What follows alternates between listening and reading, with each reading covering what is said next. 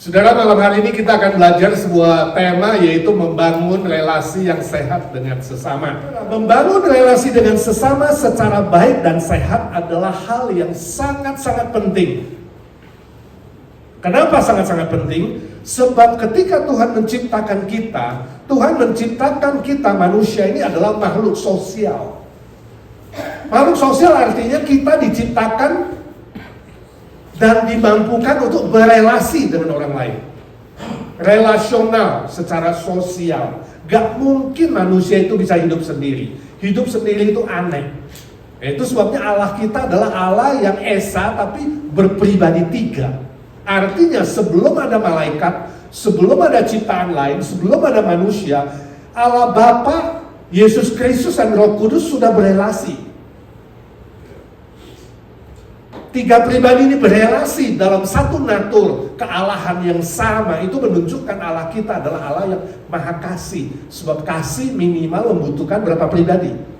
Minimal 2. Itu sebabnya ketika Allah menciptakan manusia Adam dan Hawa, Allah berfirman, mari kita menciptakan manusia serupa dan segambar dengan kita. Jamak di situ, kita, yaitu relasional. Jadi salah satu gambar dan rupa Allah pada manusia adalah apa? Relasional. Tidak ada manusia yang bisa hidup sendiri dan bohong kalau manusia bisa mencapai yang disebut dengan apa? Self-actualization menurut Abraham Maslow. Sampai satu titik kata Abraham Maslow bahwa manusia bisa mencapai kebutuhan tertinggi. Pada saat itu kamu ada di puncak, di top, dan kamu merasa aku gak butuh siapa-siapa. Aku bisa mandiri, sendiri, tidak akan tergantung dengan siapa-siapa. Itu bohong besar. Sekaya apapun, sehebat apapun, sepintar apapun, sekuasa apapun di muka bumi ini, tidak mungkin bisa hidup sendiri. Betul? Kamu bangun pagi udah tergantung sama berapa negara. Odol kamu made in China, sikat gigi made in China, gak made in China semua ya. Sandal made in Pakistan, kopi made in mana? You know? Kacamata, ya kan? Komputer kamu Malaysia, ya kan? Malaysia 10, ya kan? India lain lagi. Baru bangun pagi kita sudah membutuhkan begitu banyak hal, ya kan? Nggak mungkin bisa sendiri. Jadi self actualization itu konsep. Ya. Selain itu Tuhan menciptakan kita juga sebagai makhluk spiritual. Makhluk spiritual artinya apa? Gambar dan rupa Allah di dalam kita adalah roh yang ditaruh oleh Tuhan. Dan roh itu memampukan kita untuk mencari nilai yang kekal. Itu menyembah Tuhan, melayani Tuhan, dan membangun relasi yang bernilai kekal. Jadi relasi yang sehat, relasi yang baik, relasi yang sungguh-sungguh tinggi nilainya itu sebenarnya bernilai kekal. Sebab relasi yang demikian kita bangun di atas firman yang kekal, itu terbaik. Jadi tergantung hari ini relasi manusia itu macam-macam. Ada relasi seperti binatang, ya, relasinya hanya makan, minum, dan hubungan seks, that's it, binatang. Ada relasi yang hanya kepentingan pribadi. Kalau beruntung buat saya, berguna buat saya, oke, bangun relasi. Kalau tidak, out, ya kan? Tapi relasi yang paling sehat dan paling benar adalah relasi yang bernilai kekal, yang kita terima di dalam Yesus Kristus. Dan kita bangun relasi itu sesuai dengan kebenaran yang kekal. Nah, bagaimana caranya? Hari ini kita belajar 3 hal. Yang pertama, hindari motivasi yang tidak benar. Itu pertama. Saudara mau membangun relasi yang sehat, yang baik, yang bernilai kekal, jangan punya motivasi yang salah, motivasi yang tidak benar, ya. Firman Tuhan berkata 1 Korintus 10:24, kita baca sama-sama, 1, 2, 3. Jangan seorang pun yang mencari keuntungannya sendiri, tetapi hendaklah tiap-tiap orang mencari keuntungan orang lain. Motivasinya apa? Untuk keuntungan orang lain, untuk kepentingan orang lain. Filipi 2 ayat 3-5, 1, 2, 3. Dengan tidak mencari kepentingan sendiri atau puji-pujian yang sia-sia. Sebaliknya hendaklah dengan rendah hati yang seorang menganggap yang lain lebih utama daripada dirinya sendiri. Dan janganlah tiap-tiap orang hanya memperhatikan kepentingannya sendiri, tapi kepentingan orang lain juga. 5. Hendaklah kamu dalam hidupmu bersama menaruh pikiran dan perasaan yang terdapat juga dalam Kristus Yesus. Nah, apa itu motivasi? Motivasi adalah sesuatu yang ada di dalam kamu, secara internal, yang orang lain tidak lihat. Yang drive kamu, yang mendorong kamu mengambil keputusan untuk melakukan sesuatu atau berbuat sesuatu. Itu yang di dalam. Nah, itu hanya kamu yang tahu, hanya Tuhan yang tahu, hanya malaikat yang tahu, hanya setan iblis yang tahu. Apa sih yang di dalam kamu? Itu motivasi. Nah, motivasi yang tidak benar misalnya apa? Kasih yang duniawi. Ya, kamu punya keduniawian, keserakahan, kepentingan diri, ya, kesepian. Jadi kalau tanya, kamu kenapa sih mau bangun relasi dengan si A, si B, si C? Aduh, gue lagi kesepian nih. Aduh, gue lagi punya kepentingan duniawi. Ya. Tapi kan kamu gak ngomong, hanya kamu yang tahu, ya kan? Termasuk ke gereja, rajin banget ini orang ini. Setiap acara ada, Sunday school ada, youth ada, wanita ada, senior ada. Kenapa? Ternyata kesepian. Gak tahu. Atau ada motivasi lain. Ya kan, saya gak tahu. Ya, memperalat orang lain bisa saja kepenting. Itu motivasi yang juga gak baik. Atau ada yang drive saya ke gereja, tiap kali juga ada makanan. Mau menang sendiri, itu juga bisa motivasi. Mau menang sendiri. Emosi, perasaan aja. Ya. Kalau senang ya gue datang, kalau gak senang ya gak usah. Kalau senang gue bergaul sama dia, gue gak senang, sorry ya, mukanya pun gue gak mau lihat. Ada orang begitu kan. Itu motivasi yang tidak benar. Nah, motivasi yang benar apa? Motivasi yang benar adalah kasih dan kerendahan hati. Ini dua hal. Kasih yang sudah kita terima dari Kristus harusnya mendorong kita membangun relasi. Kerendahan hati seperti yang tadi dikatakan Filipi pasal 2, Rasul Paulus mengatakan, belajar seperti Kristus. Ya.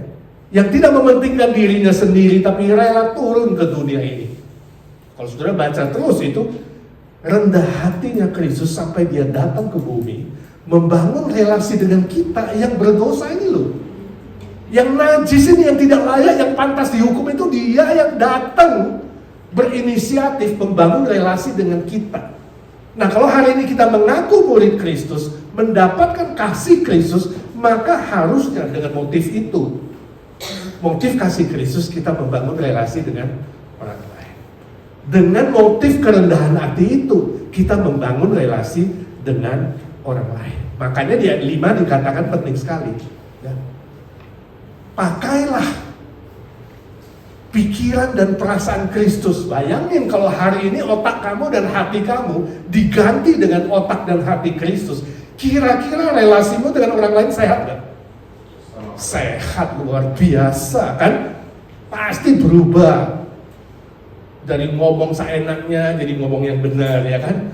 Dari punya motif keserakahan jadi motif yang memberi. Berbagai macam hal diubah kalau hari ini Tuhan izinkan kita pakai otak dia dan hati dia. Amin. Padahal mungkin gak kita pakai tiap hari? Mungkin gak? Mungkin. Ketika kamu mengatakan, aku menerima Kristus menjadi juru selamatku, sebenarnya pada hari itu juga Kristus diam di dalam kamu. Yohanes 15, kalau kamu tinggal di dalam aku, kata Tuhan, dan aku di dalam kamu, kamu bisa melakukan apa saja dan berbuah banyak. Kadang-kadang kita gak sadar aja, sebenarnya pikiran Kristus dan hati Kristus setiap hari ada pada kita, bukan? Ketika kita menerima Roh Kudus. Saya ingat sebuah cerita, suatu hari ada seorang anak, dia masih SD, dia pulang dari sekolahnya terlambat. Mamanya, tantenya, bapaknya dengan ada satu tamu. Tamu itu yang cerita, tamu yang hadir, ya, menunggu gak bisa makan si anak ini. Dikhawatirin ada apa, kenapa pulang telat. Jadi begitu anak itu masuk telat, mamanya marah dulu. Ya, katakanlah namanya Noni. Noni, kenapa pulang terlambat? Noni bilang, Mama, aku bantu temanku. si Dewi itu, dia tadi jatuh dari sepeda dan sepedanya rusak. Jadi aku bantu dia perbaiki sepeda. Mamanya bilang, Noni, kamu kan gak bisa perbaiki sepeda. Bagaimana kamu membantu dia? Aku tahu mama aku gak bisa perbaiki sepeda, tapi minimal aku bisa duduk dengan dia, menangis bersama dia. Bagus gak? Sampai tamu yang dengar kesaksian itu dikatakan, hebat sekali anak. Bahwa menemani temannya menangis, punya simpati, perasaan yang sama, ya, itu bagi dia sama dengan memperbaiki sepedanya yang rusak karena jatuh. Saudara, hari ini banyak dari kita gak bisa perbaiki sepeda, bukan? Dalam arti banyak dari kita gak bisa memperbaiki hidup orang lain, bukan, yang jatuh. Sebab pada umumnya kita gak mampu mengubah dan memperbaiki hidup orang lain. Tapi paling tidak kita bisa menjadi teman dari mereka yang terjatuh, yang gagal, yang membutuhkan seorang teman. Dimulai dari mana? Dimulai dari hati yang mengasihi seperti Kristus. Simpati dengan orang lain, sympatos, satu perasaan, sama perasaan dengan orang lain. Menangis dengan orang yang menangis, tertawa dengan mereka yang tertawa. Ya. Bersyukur kalau temanmu sukses, bukan iri hati, ya. Bukan kemudian di belakang ngomong A, ngomong B, kemudian menghasut. No. Sebab apa? Sebab motif kamu adalah apa? Mengasihi seperti kasih Kristus dan rendah hati seperti Kristus. Nah, izinkan saya tanya, selama ini kamu berrelasi dengan orang lain, motifmu apa? Ingat, hanya kamu yang tahu. Koreksi kalau salah, katakan kepada Tuhan, Tuhan ubah motif saya. Bukan lagi soal kepentingan diri, keuntungan diri, tapi soal kasih Kristus dan kerendahan hati. Amin. Yang kedua, bagaimana membangun relasi yang baik dan sehat sesuai firman Tuhan, memiliki tujuan yang benar. 1 Korintus 10 ayat 31. Baca sama-sama. Aku menjawab, jika engkau makan, atau jika engkau minum, atau jika engkau melakukan sesuatu yang lain, lakukanlah semuanya itu untuk kemuliaan Allah. Perhatikan, untuk kemuliaan Allah itu tujuan. Tujuan itu apa? Tujuan itu adalah sasaran akhir yang bisa dilihat, yang bisa diukur secara eksternal, sebuah cita-cita yang akan dicapai dalam membangun relasi. Kalau motif itu ada di internal, yang drive kamu mengambil keputusan, maka tujuan itu eksternal, yang bisa dilihat. Apa sih tujuanmu? Bergaul dengan dia, mendapatkan keuntungan, materi, ya, pribadi, atau apa? Mengembangkan hobi, itu juga bisa. Mendapatkan kekayaan, kepuasan diri, ya, mendapatkan obat kesepian. Wah, setiap kali sama dia enak ya, kesepianku terobati. Menularkan pengaruh yang buruk bisa juga. Ini mangga curian, kalau makan sendiri dosanya tanggung sendiri, biar gua bagi-bagi dah kok iko, agar dia juga kebagian dosanya misalnya.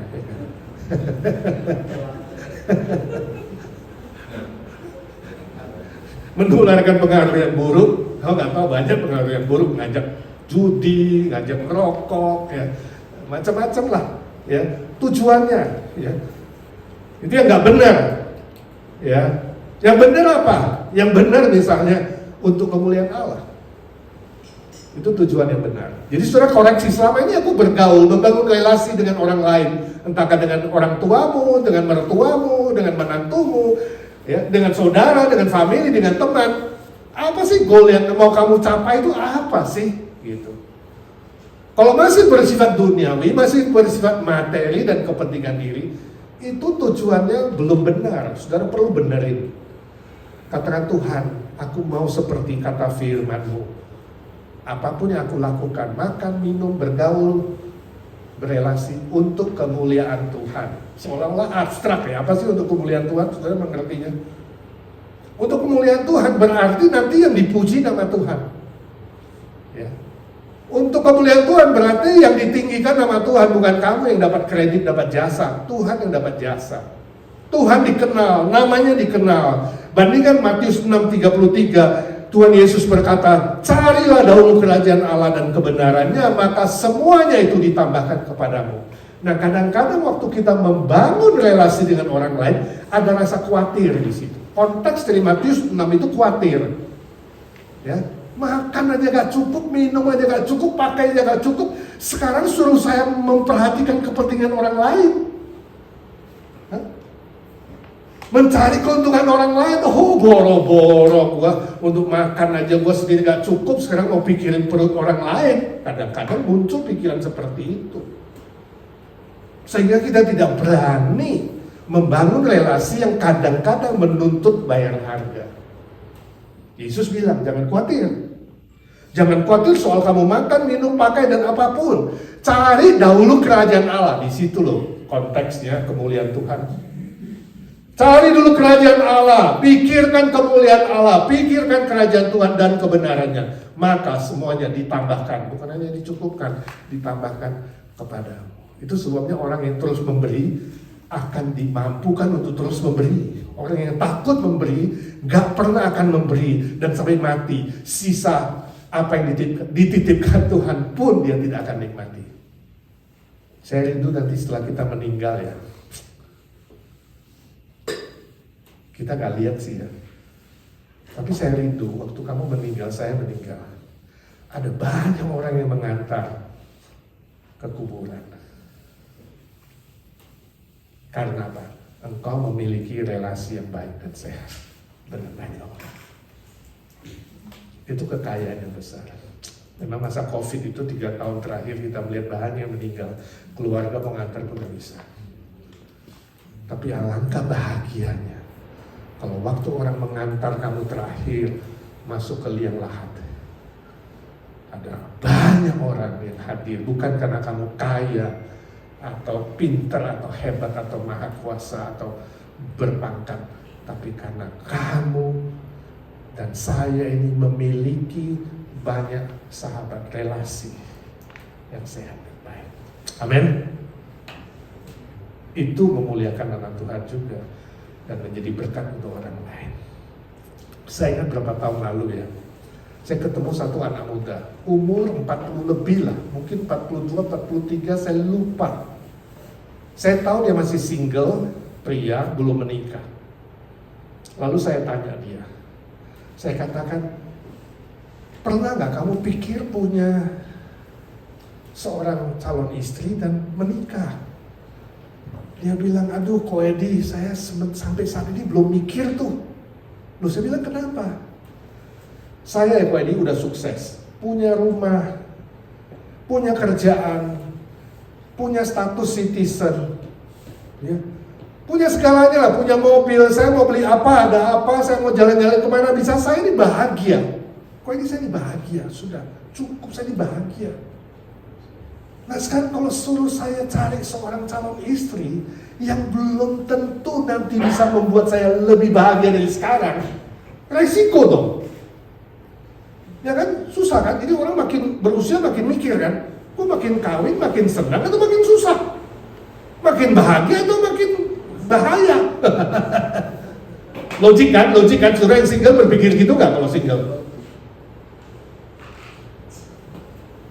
Oh, lalu saya bilang sama dia, oke.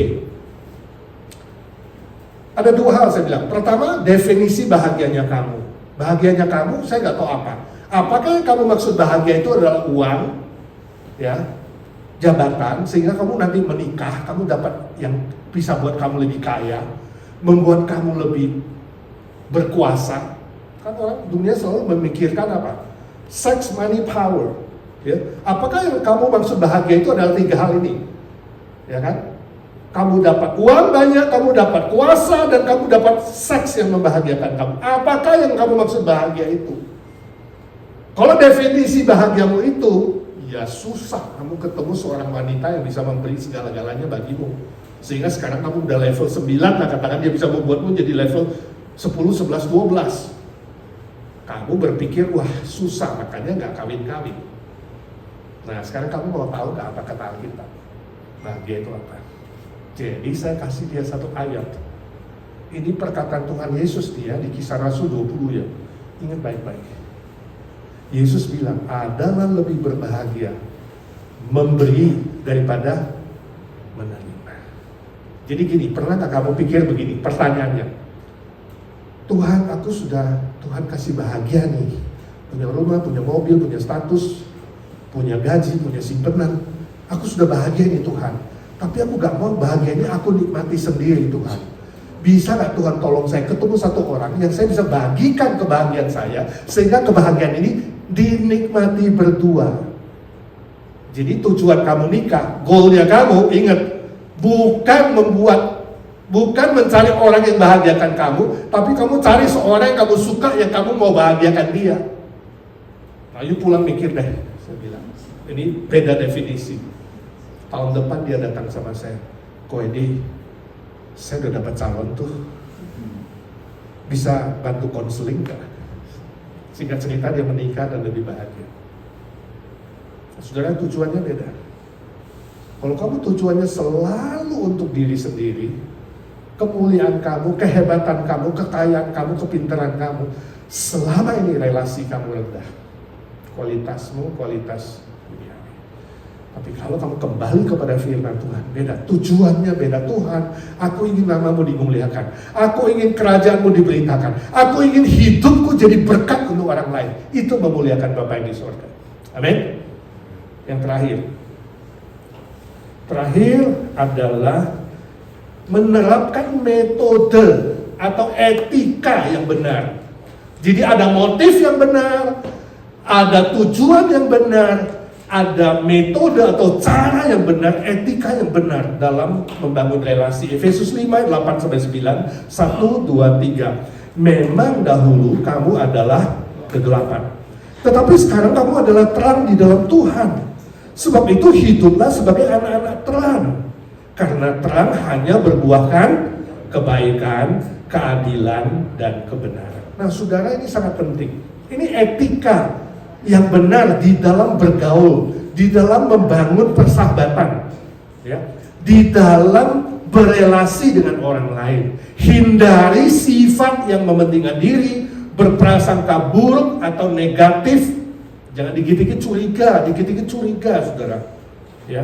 Atau yang meremehkan dan menjatuhkan orang lain, buang itu, buang semua cara itu, ya. Jangan pandang mata sebelah, ya.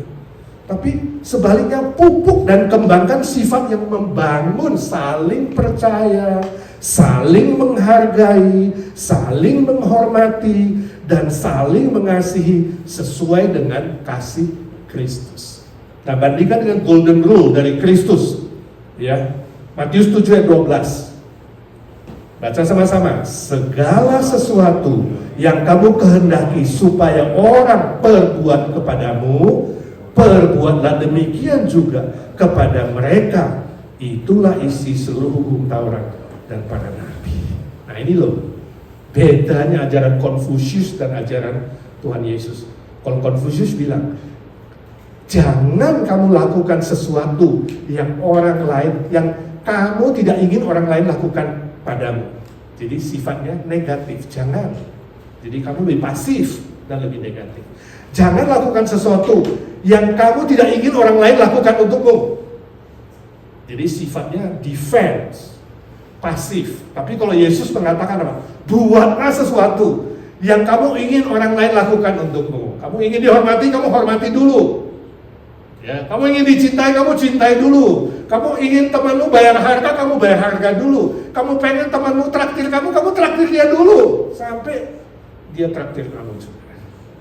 Ya kan? Jadi bukan pasif, bukan negatif, tapi positif dan aktif.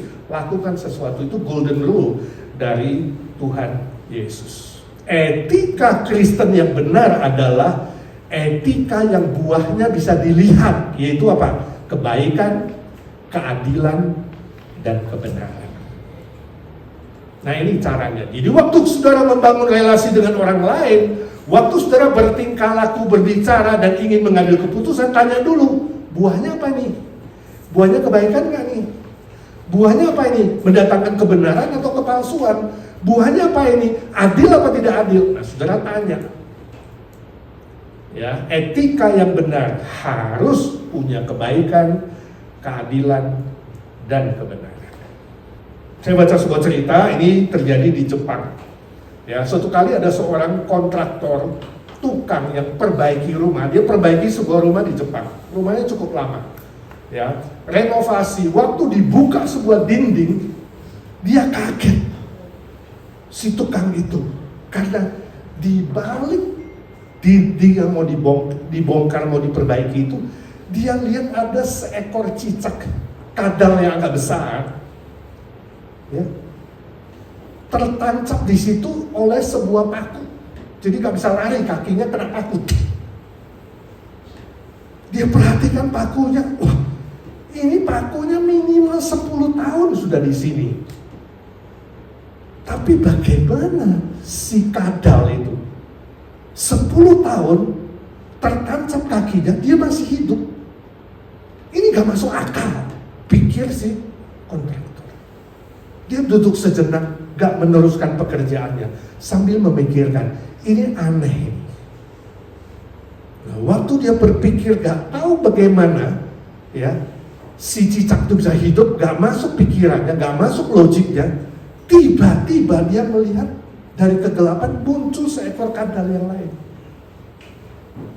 Di mulutnya ada makanan, datang kepada kadal yang tertancap itu, bagi makanan di mulutnya. Dia baru tahu, oh ternyata si kadal yang kena paku itu sudah 10 tahun dilayani oleh seekor kadal yang lain. Dia terharu. Saudara terharu gak dengar cerita itu? Saya juga terharu. Saya lagi pikir, siapa kadal yang begitu setia melayani yang tertancap itu? Kekasihnya kah? Temennya kah? Keluarganya kah? Anaknya kah? Gak ada yang tahu. Tapi kalau seekor binatang, seekor kadal bisa begitu setia, ya, mengasihi dan melayani sesama kadal, bukan 1-2 hari, lebih 10 tahun. Ini sebuah keajaiban. Amin. Saya gak bayangkan relasi kita selama ini dengan keluarga, dengan family, dengan teman, dengan saudara sekandung, dengan mertua, dengan menantu, dengan teman, ya, dengan sesama rekan. Ya harusnya kan kita menerima cinta kasih yang lebih besar dari Kristus dibanding si kadal kan. Kalau kita gak bisa mengasihi dengan tanpa pamrih seperti si kadal, bukankah kita ini lebih buruk dari kadal, Pak? Ya, mari maksud saya kita mengasihi dengan etika, dengan cara, metode yang baik, benar dan adil, melebihi seekor kadal. Amin. Biarlah melalui pelajaran ini kita sama-sama dibangun, disadarkan, bukan hanya berteori soal kasih Kristus, tapi mempraktekkan kasih Kristus yang benar-benar menjadi berkat untuk orang lain. Yang belum percaya Tuhan bisa dibawa kepada Tuhan. Yang sudah percaya kepada Tuhan sungguh-sungguh mengalami kasih Kristus, karena kita bersama-sama membangun relasi berdasarkan kasih Kristus dan kebenaran firman Tuhan. Mari kita berdoa. Tuhan Yesus, terima kasih Engkau memberikan teladan yang utama, teladan yang tertinggi. Kau lebih dulu mengasihi kami dan Kau mengajar kami untuk mengasihi orang lain, sesama kami, entah ke keluarga, famili, handai tolan, dan relasi-relasi lainnya ya Tuhan. Kami membangun relasi yang sehat dan baik sesuai dengan cinta kasih-Mu, kerendahan hati, karakter-karakter-Mu, dan sesuai firman Tuhan, demi kerajaan Tuhan, demi kemuliaan Bapa di surga. Dalam nama Tuhan Yesus kami berdoa dan memohon berkat Tuhan. Amin.